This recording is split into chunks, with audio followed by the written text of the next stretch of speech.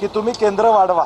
ही सरकारची या ठिकाणी त्या बाबतीत सकारात्मकता दिसत नाही शेतकऱ्यांच्या बाबतीत। आता अवकाळीचा दणका पुन्हा मराठवाडा असू दे, विदर्भ असू दे, पश्चिम महाराष्ट्रातल्या काही भागात बसलेला आहे। तातडीनं पंचनामे केले पाहिजेत आणि प्राथमिक मदत ही शेतकऱ्यांना मिळाली पाहिजे, ही आमची भूमिका आहे। परंतु सरकारचं शेतकऱ्यांच्याकडे लक्ष आहे का, ही शंका या सगळ्या एकूण वातावरणातून त्या ठिकाणी निर्माण होते। मुख्यमंत्री तीर्थदर्शन योजनेचा फार गाजावाजा केला, मात्र आता त्या योजनेलाच ब्रेक लागलेला आहे। कशा पद्धतीनं बघताय, कारण का अनेक ज्येष्ठ नागरिकांचे हजारो अर्ज हे प्रलंबित आहेत। मुख्यमंत्री तीर्थदर्शन योजना ही निवडणुकीच्या आधी फक्त होती।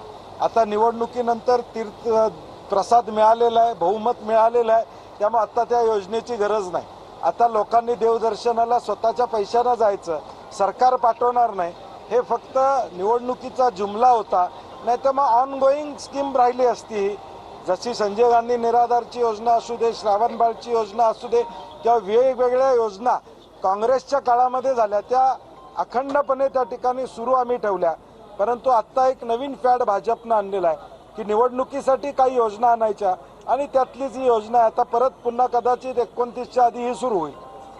समृद्धी महामार्गावरती तिथे गाड्यांचं स्पीड हे 100-100